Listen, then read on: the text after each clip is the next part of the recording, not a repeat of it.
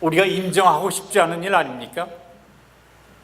어쩌면 그 조그만 나라에 세계 최대의 빈국인 보잘것없는 나라 북한이 북에게 가장 최대 위협 국가가 되어버렸다니.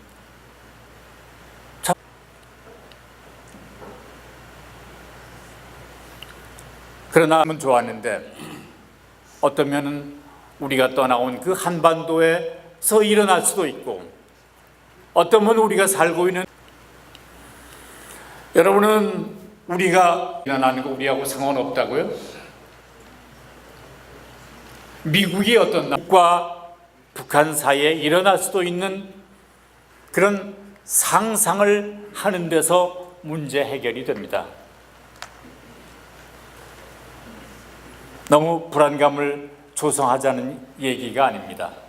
그렇게 이대로 놔뒀다가는 그 하잘것없는 최빈국 북한의 핵무기가 그 핵탄두를 실어 없습니다. 그래야 문제의 본질에 접근할 수가 있습니다.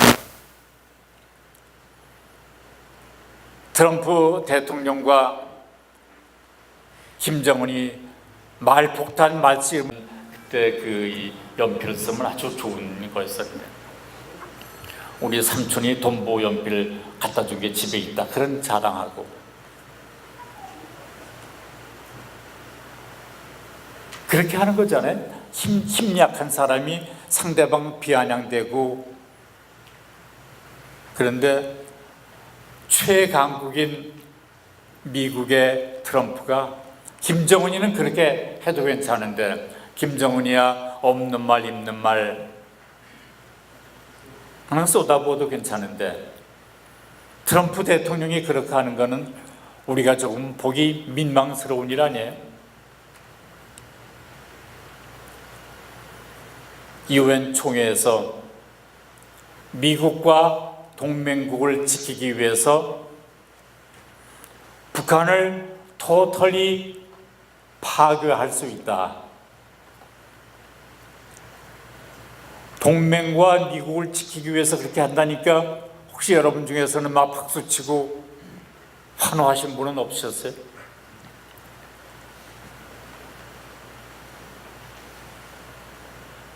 그동안 북한에 대해서는 좀 그 단어가 끔찍하지만 참수작전, 그리고 또 레짐 체인지 하는 그런 정도였었거든요. 그러나 참수작전이나 레짐 체인지도 이제는 실효성이 떨어졌다고 나오고 있습니다.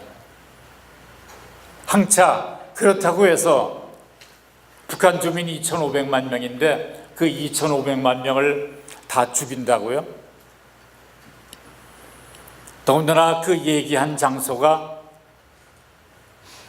군 부대도 아니고 평화를 사랑하고 인류의 평화를 증진해 나가자는 유엔 아니었습니까? 그 이후 리용호 북한 외무상이 트럼프보다도 더 험한 욕설을 또 쏟아냅니다. 그러나 미국의 존 케리 전 국무장관 등 외교 전문가들이나 유수한 언론에서는 리용호를 비난하기보다도 원인 제공을 한 것은 트럼프였다고 트럼프의 비난을 더 모았습니다. 그 뒤 지금 평양에서 무슨 일이 벌어지고 있는지 여러분 아십니까? 과거에는요, 자기네 그 수령, 자기네들 표현으로 빌리자면 존엄, 자기네들 존엄을 손상했다고, 그런 거에 이제 분기탱천해서 뭐 그냥 그 김일성 광장에 모여가지고 그 시위도 하고 그런 거 했었지만, 그것만 해도 좀 직접 와닿는 피해가 아니었었잖아요. 그냥 또 마지못해서 했었던 거고. 그런데 지금은 북한의 미디어들이 어떻게 하고 있는 거 아니? 트럼프의 그 말, 나는 토털리 북한을 붕괴시킬 수 있다. 그러니까 북한 말로 번역해가지고 트럼프가 북한 주민 2,500명을 다 몰살하기로 했다. 그런 거를 매일 인용해서 방송을 하고 있다고 합니다. 이제는 최고 존엄 때문에 그냥 할 수 없이 김일성 광장에 나가는 것이 아니고 자기의 목숨, 자기의 생존, 자기의 처, 자기의 자식이 트럼프한테 죽게 됐구나. 이래가지고 지금 최근에 450만 명이 군대 자원 입대했다고 하지 않습니까?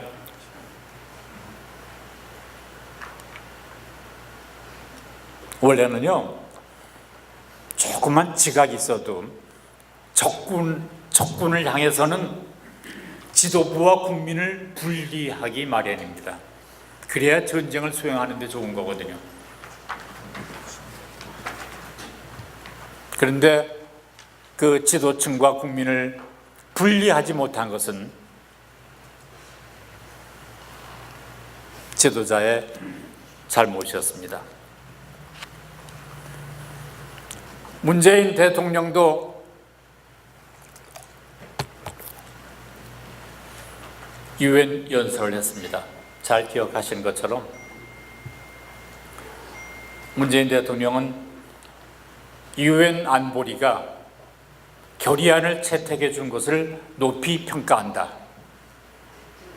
그리고 앞으로도 북한이 계속 도발을 하면은 더 응징해 주기 바란다. 그러나 한국은 북한이 붕괴되는 것도 원하지 않고 북한을 향해서 우리가 흡수 통일할 의사도 조금도 없다. 우리는 북한을 도울 준비가 돼 있다.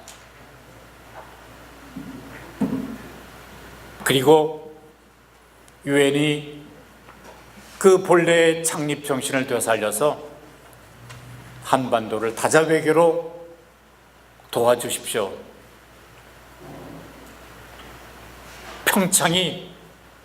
평창올림픽이 평화의 꽃이 되기를 바랍니다. 참 멋있는 연설을 했어요.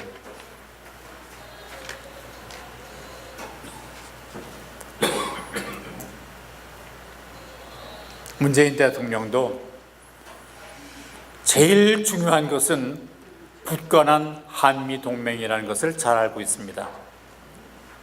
그래서 그날 새벽에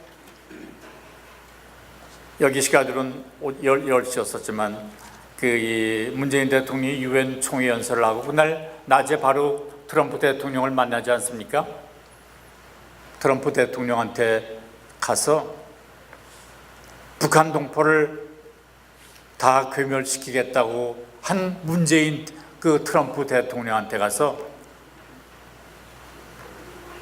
개탄스럽다는 단어를 쓰고 그래서 트럼프 대통령의 동의를 받아내고 그 개탄스럽다는 얘기는 북한의 행동이 개탄스럽다는 얘기였었죠. 그리고 트럼프 대통령이 유엔 연설이 좋았다고 칭찬을 했습니다. 문재인 대통령이 생각이 없는 그런 말을 정말 하고 싶지 않은 그런 말을 했습니다. 왜 그렇겠어요? 한미동맹이 그렇게 절실했기 때문입니다. 그리고 어디에서 있었던 트럼프와 문재인 대통령과 회담에서 남한의 억제력을 확장하기 위해서 미국의 고가의 무기를 많이 사들이기로 약정을 했습니다. 그 뒤에 어떤 무기를 어떻게 사들이고 하는 것은 아직 발표되지 않았지만 또 그것마저도 어쩔 수 없는 한국의 입장입니다.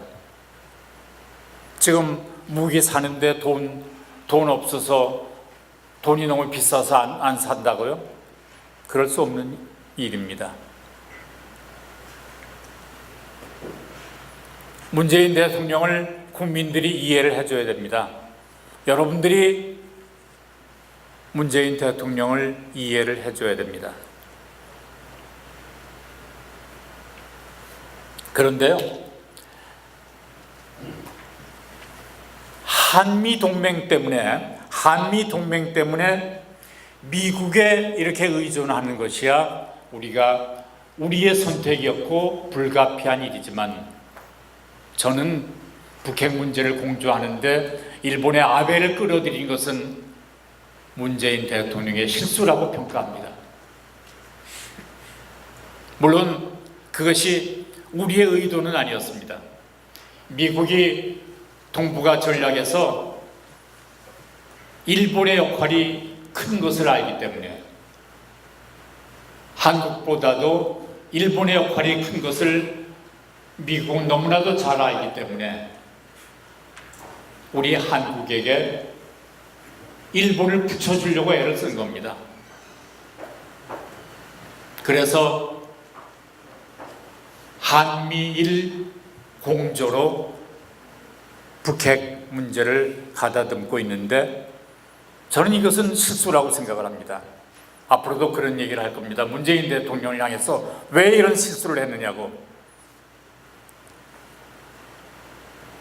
미국이 그렇게 권유했더라도 이건 뿌리쳤어야 됩니다.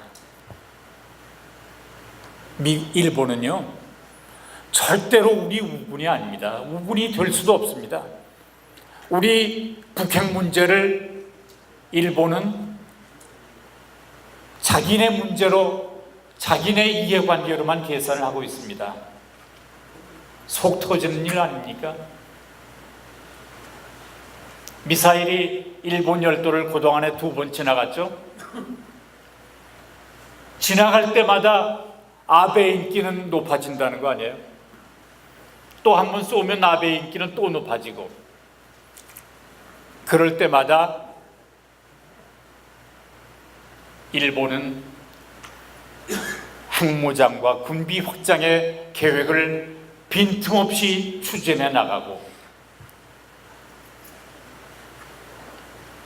한일 군사협정, 군사정보협정, 저는 그런 걸 통해서, 일본을 통해서 우리 한국에 얻을 그런 정보가 없다고 생각을 하는 사람입니다.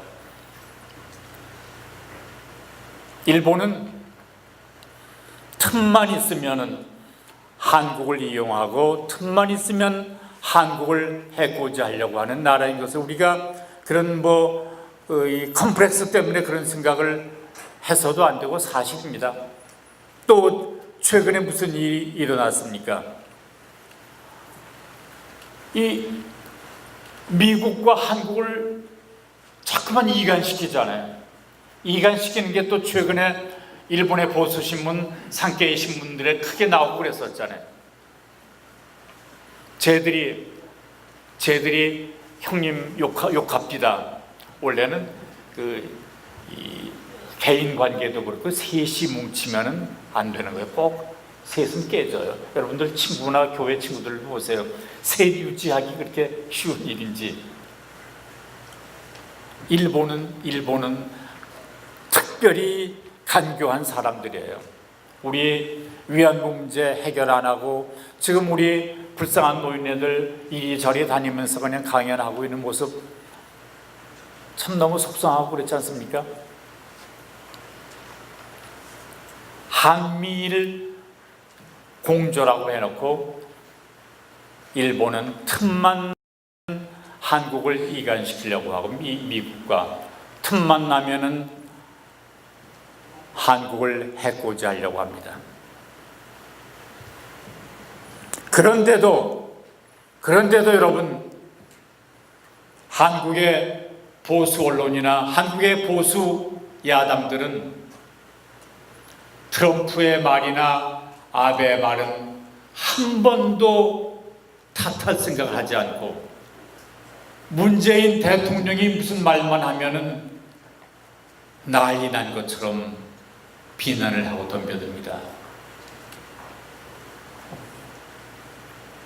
이게 무슨 일입니까? 무슨 북한에 또 도발이 생기면 왜 아베한테 전화 안 하느냐고. 트럼프는 어저께 아베하고 통화를 했는데 왜 빨리 문재인은 아베하고 전화 안 하느냐고. 아베가 우리한테 뭡니까? 우리가 얘기를 하고 정보를 주면 해코지만 하려고 하는 사람한테.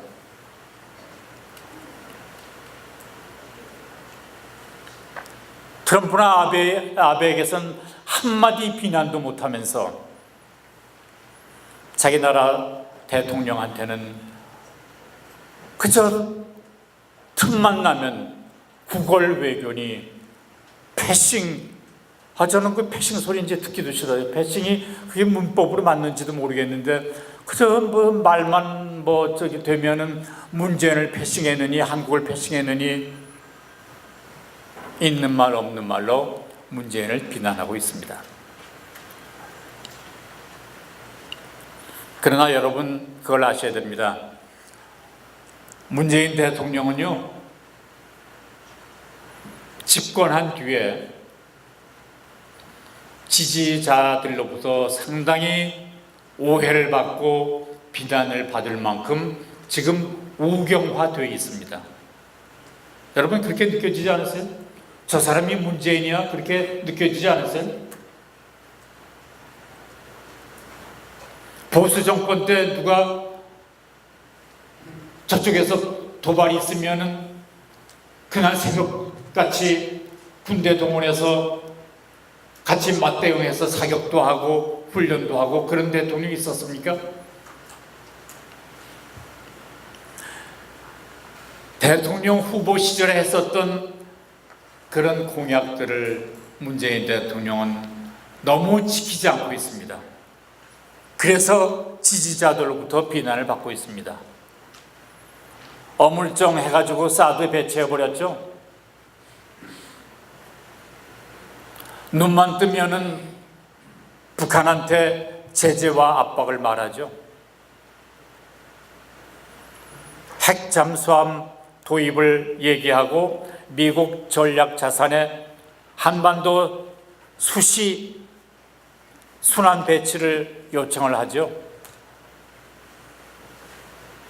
미국의 전략 폭격기들이 B-1B 동해상 NLL 북쪽에 올라가는 것을 묵인하죠.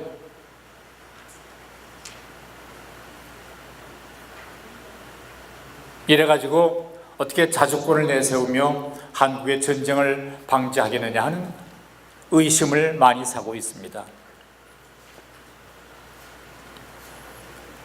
요새 문재인 대통령의 지지도가 80에서 60으로 떨어진 것은 물론 보수층들이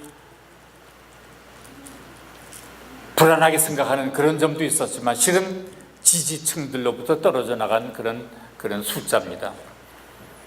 김천 입구 사드 배치된 그 장소 입구에는 원불교 교무들이 그리고 김천 그 현지 주민들이 아직도 천막을 쳐놓고 농성을 하고 있다고 합니다. 그러나 그들도 문재인을 이해를 해줘야 됩니다. 문재인 대통령을 그 마음을 이해를 해줄 수밖에 없습니다.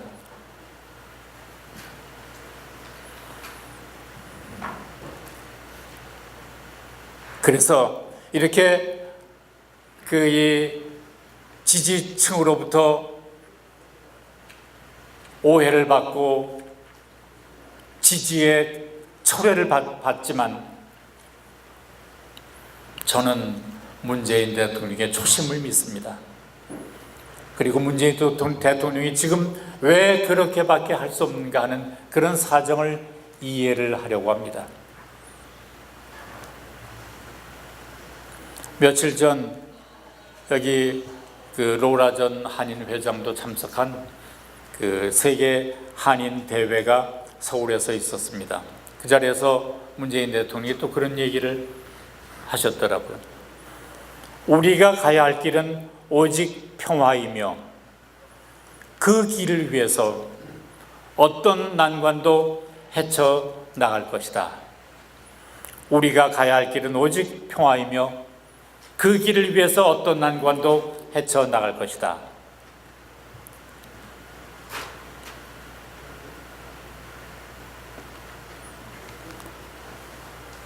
이 시점에서 북한의 핵 진행을 막는 길은 압박 맞습니다.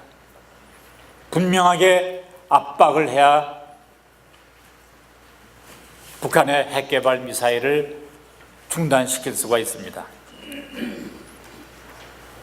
그러나 이 사태의 출구는 전쟁이 아니라 대화여야 한다고 생각을 합니다. 압박과 대화는 결코 여러분 이분법적으로 생각을 해서는 안 됩니다.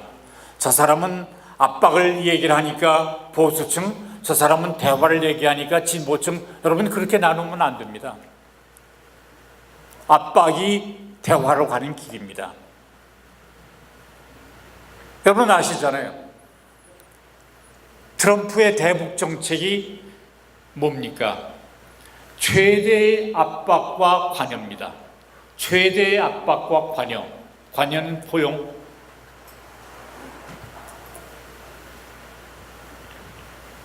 그런데 압박은 맞고 대화는 틀렸다고요? 또 같은 대화라도 미국이 하면 맞고 한국의 대통령이 대화를 하자면 틀린다고요? 세상에 그 코미디언들 용어를 쓰겠습니다만 이런 시츄에이션이 어디 있습니까?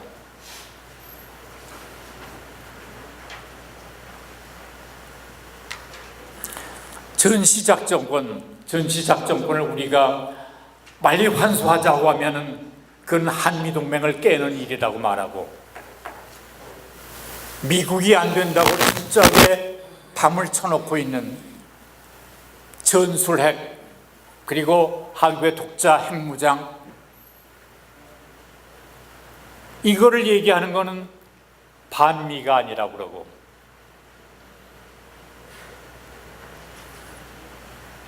여기 계신 여러분들이 그런 생각하신다는 거 아닙니다. 밖에만 나가면은 연세든 분들이, 그리고 한국의 보수 언론들, 보수 논객들이 그런 얘기를 하고 있습니다. 앞으로도 북한에 대해서 압박과 제재를 계속하면 거의 다 만든 핵무기와 미사일을 땅바닥에 놓고 손들고 나올 거라고요? 정밀하게 선제 타격을 하면은 북한은 망가지고 남한은 멀쩡할 거라고요?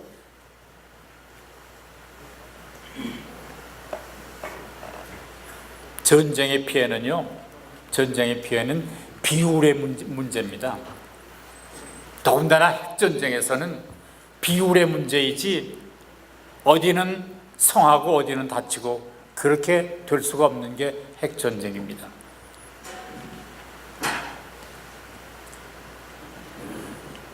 내가 아니라고, 내 친척이 아니라고 한 사람의 목숨인들 우리가 가볍게 생각해서는 안 됩니다.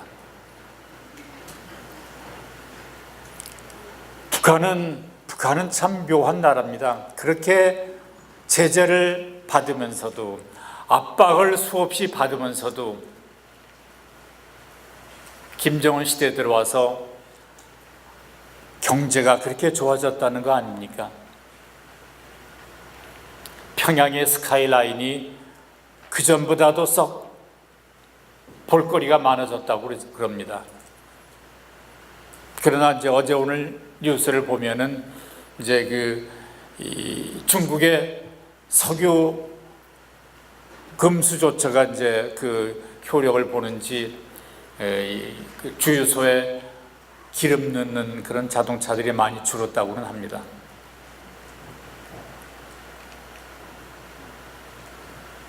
북한은요, 제재와 압박에 이골이 난 사람입니다. 조금 이상하죠? 그런데 거기서 이제는 북한도 이제는 거기서 멈춰야 됩니다. 김정은은 더 이상의 자살 행위를 중단하고 세상 밖으로 나와야 됩니다.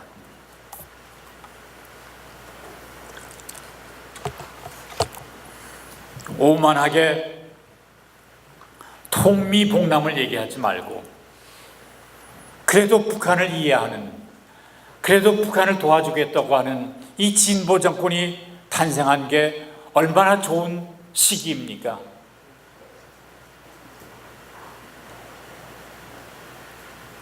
북한은 이제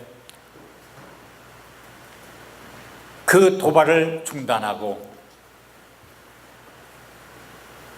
남북관계 통로를 만들고 남쪽의 도움을 받을 준비를 하는 게 옳습니다. 지금 10월 10일 설이 또 나오고 있습니다. 10월 10일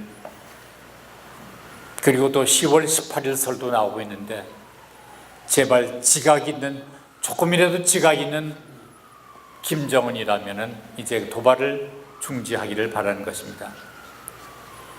그리고 트럼프 대통령은 행여 전쟁이 나더라도 미국이 아니라 한반도니까 라는 생각을 쉽게 한다면 그건 동맹과 인류에 대한 엄청난 배신이라고 생각을 합니다.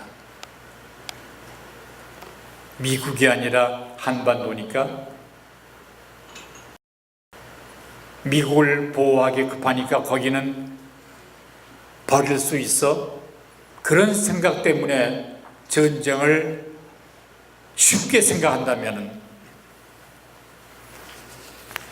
70년 동맹인 한국에 대해서 너무 큰 배신입니다. 그렇지 않기를 바랍니다. 북핵 문제가 궁극적으로 군사적 충돌이 아니라 대화라는 방법으로 되는 것이 트럼프에게도 미국에도 유리하다는 것을 우리가 깨우쳐줘야 합니다. 그러나 머뭇거리는 사이 트럼프도 그가 실패했다고 비난하는 오바마의 전략적 인내, 오바마의 그 실책을, 그 오류를 닮아갈 수가 있습니다.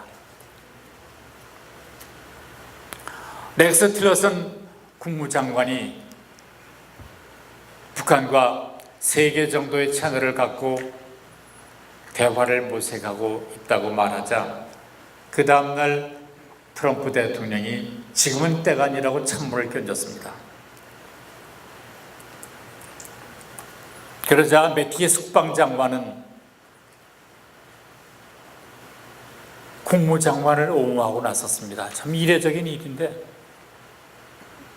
어떻게 미국의 행정부에 이런 엇박자가 있었는지 저도 30여 년 이 땅에 살면서 미국 행정부에 그런 불협화음이 있었다는 걸 들어본 적이 없습니다.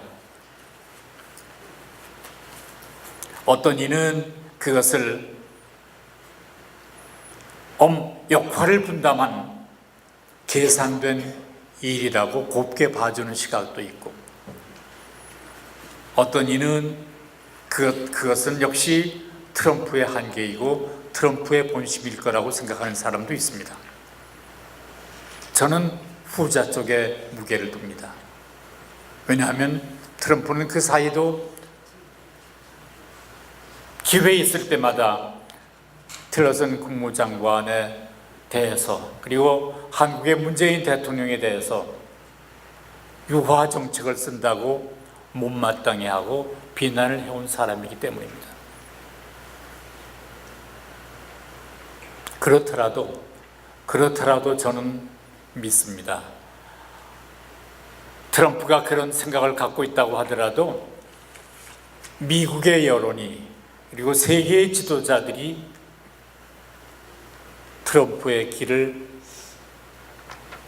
다시 고치라고 얘기를 하고 있습니다. 그러나 실제로 또 어느 구석에선가 지금 그런 대화가 이루어지고 있는 것인지도 모르겠습니다. 그러나 시간이 없습니다. 그런데요, 이 북핵 문제의 당사국인 미국에 우리 200만 동포가 살고 있다는 것은 참 하나님의 놀라우신 그런 그 계시요 사명이라고 생각을 합니다. 가장 한국과 밀접한 관계를 갖고 있는 미국에 세계 750만 해외 동포들이 살고 있는데 그 중에서도 가장 많은 동포가 미국에 살고 있다는 것은 보통 일이 아니잖아요. 너희들이, 우리 미국에 살고 있는 동포들이 떠나온 조국을 위해서 할 일이 너무 많다. 그 일을 주시기 위함이라고 생각을 합니다. 평통 해외 지역 협의회는 통일에 대한 주재국의 협력을 이끌어내고 그런 사명이 있습니다. 통일에 대한 주재국의 협력을 이끌어내고 우리가 그 일을 해야 되잖아요.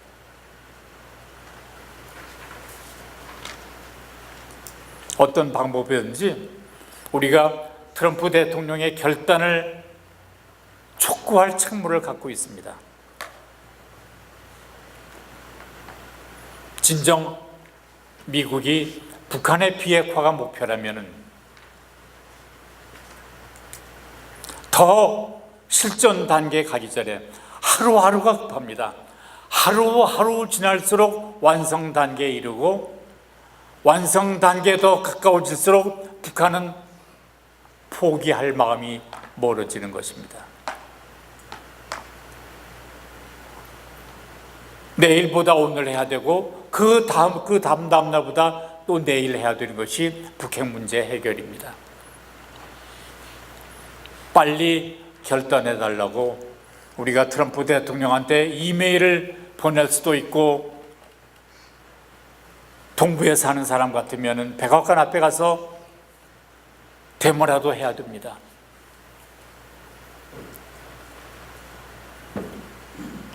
또 다른 한편에서는 러시아도 지금 그 일을 하고 있습니다. 얼마 전에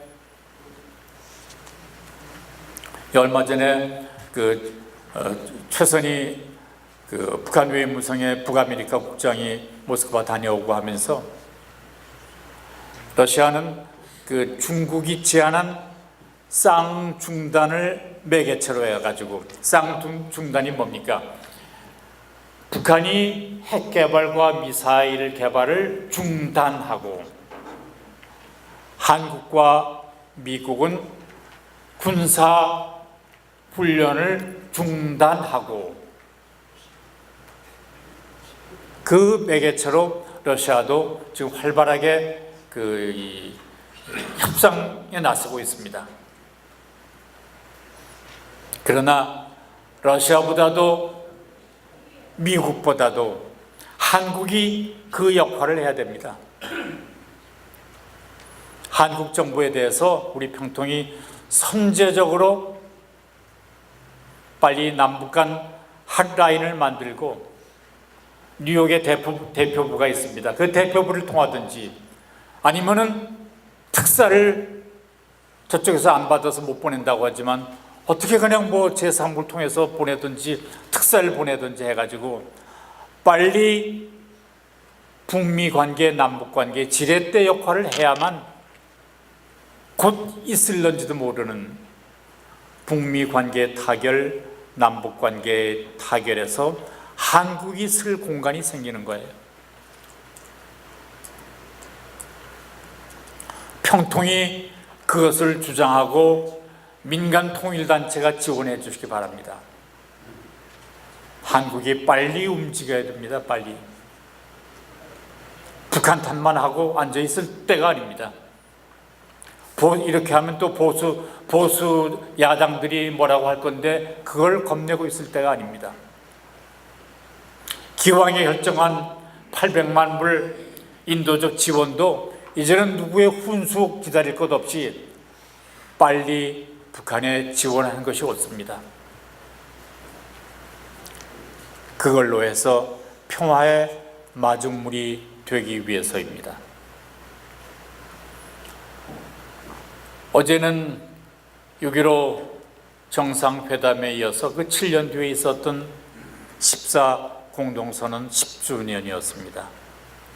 원래 문재인 대통령은 이날 그 민간 주도로 큰 행사를 벌이고 어제 추석날 기해서 이산가족 상봉 행사도 하고 그리고 평창올림픽에 유치하는 대대적인 그런 행사를 벌일 계획이었었는데 아시는 것처럼 시국인지라 그냥 미리 앞당겨서 연휴를 피해서 미리 앞당겨서 간략하게 행사를 하고 말았습니다만 참 14선언은 역사에서 가정이라는 것은 필요 없는 것이지만 이행됐더라면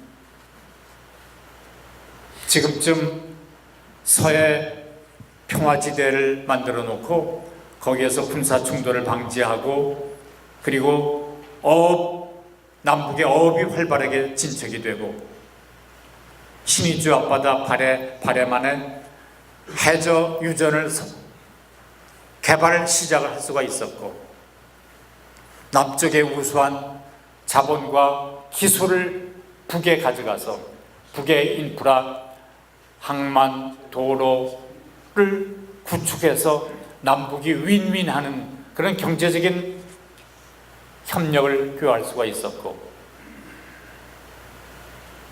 그러나 10년의 세월이 그냥 지나가 버리고 말았습니다. 우리는 다시 이제 새로운 6.15, 새로운 14선언을 맞이해야 됩니다.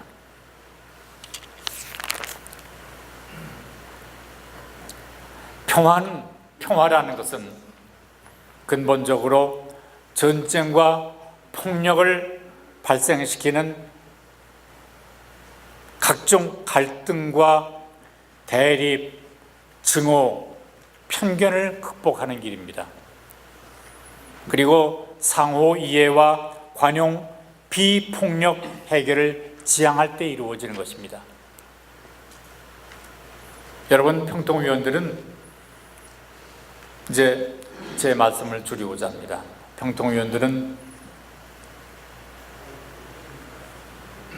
평화가 여러분들의 모습이어야 됩니다. 여러분들이 그대로 평화여야 됩니다.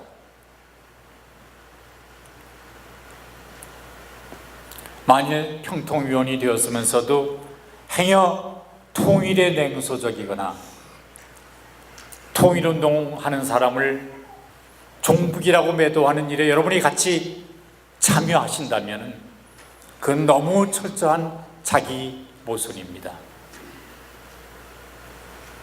우리 스스로가 이 한인 사회에서 피스 키핑, 평화를 유지하고 피스 메이킹, 평화를 구축하고 피스 임프루빙, 평화를 증진시켜 나가는 일에 천병이 되십시다. 유엔 연설에서 문재인 대통령이 했던 말, 평화는 나의 삶의 소명이자 역사적 책무라고 한 말이 평통위원, 특별히 평통 임원 여러분의 삶의 지향점이 되어야 한다고 생각을 합니다. 끝으로 제가 좋아하는 이혜인 수녀님의 평화로 가는 길을 소개하면서 오늘 말씀을 마치고자 합니다. 이 둥근 세상에 평화를 주십사고 기도하지만 가시에 찔려 피는 아픔은 날로 더해 갑니다. 평화로 가는 길은 왜 이리 뭔가요? 얼마나 더 어둡게 부서져야 한 줄기 빛을 볼 수 있을 건가요? 얼마나 더 낮아지고 선해져야 평화의 열매 하나 얻을지 오늘은 꼭 일러 주셨으면 합니다. 감사합니다.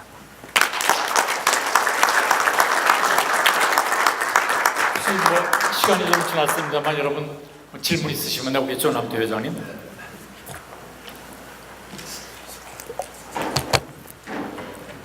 부관사님, 저는 원래 평상시에 김용현 대장 행동을 해주면 원래 언론이시기도 하지만은 논리 정연하고 또 이분과 해박하신 분으로서 감히 누가 저 같은 사람이 이렇게 무슨 얘기를 하는 것은 승리 거르겠다고 생각을 하면서도 단순한 면에서 저는 질문을 드리겠습니다.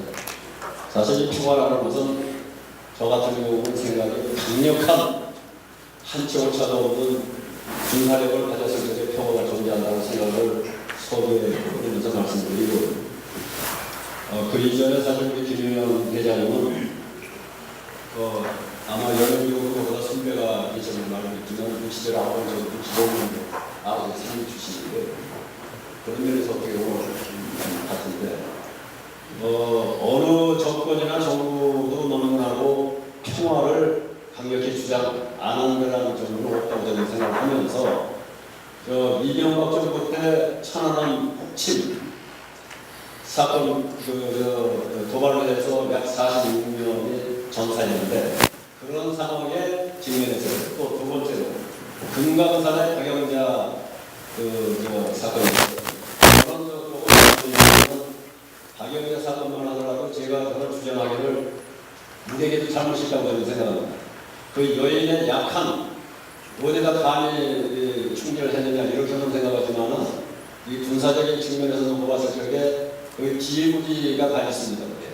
그래서 샌드는 기회부지가 이렇게 선양하고 있었고 바로 거기 있는 그 사병 출신 그 병사들은 무조건 정부의 추측이 있어가지고 발사하게 되어 있습니다. 이 군사적인 문제는 거기서 얘기가 될 수 없는 거예요. 그래서 우리에게도 잘못이 있고 또 그쪽에서도 정말 뭔가 참 조금 안 됐다는 식으로 이걸 협정을 해가지고 그걸 열어서만 하는 그런 저희 소화관 현장이 있었는데 가만히 지금 현재 문재인 대통령의 대화 또는 평화 또는 제재를 두드려가지고 열심히 하고 계시는 걸 알고 있어요. 그러나 아직까지 6개월이 되려가지 그렇다 할 북한으로부터 그런 응답을 못 받은 문제는 이명박 대통령의 그런 상황에서 아까 두 가지 사건이 생겼는데 우리 김용현 회장님이 그런 입장에서 대통령이라면 어떻게 처신을 또는 북한에 대해서 메시지를 내보내야 되겠지 또는 어떻게 해야 되겠지 좀 그거에 대해서 좀 듣고 싶습니다.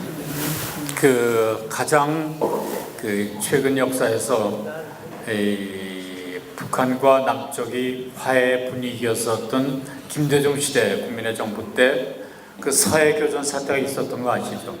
그때 김대중 대통령은 서해 단호하게 격추하도록 명령을 하셨고 그래서 그때 김대중 시대에 있었던 서해 교전, 서해 대전은 그뒤에 해전사에도 남을 만큼 우리 기록이 되어 있는 건데 연평도 사건이나 파왕자 사건이나 그건 100번 북한이 잘못한 겁니다. 그러니까 그런 도발을 일삼는 북한에 대해서는 우리가 우리의 스스로의 그런 안보 태세를 갖추는 게 중요하고 제일 조남태 회장님의 말씀에 어그리하면서 한 가지 부연해서 설명을 드리자면 지금 미국과 북한의 이 핵 협상 중에서 일어날 수 있는 일에 제일 악몽 같은 일은 무엇이냐면은 미국이 북한의 핵을 인정하고 단지 대륙간 탄도미사일만 더 개발하지 말고 그 대륙간 탄도 미사일로 미국을 쏘는 생각을 하지 않으면은 북한 너희들이 갖고 있었던 핵은 비핵화하지 않아도 좋다.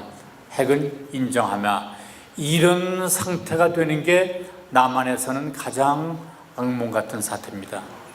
이런 사태가 되지 않도록 또 그런 사태가 올 수도 있다는 걸 우리가 예상하면서 우리가 지금 보수 야당에서는 전술핵 배치한다 그런 주장을 하고 있지만 절대로 제가 보기에 미국이 그것을 허용해 주지 않습니다. 그러니까 그 이상 할 수 있는 다른 우리 방어 조처를 철저하게 해가지고 핵을 가진 북한과 우리가 살아나갈 수 있는 그런 세상도 준비하는 것이 옳다.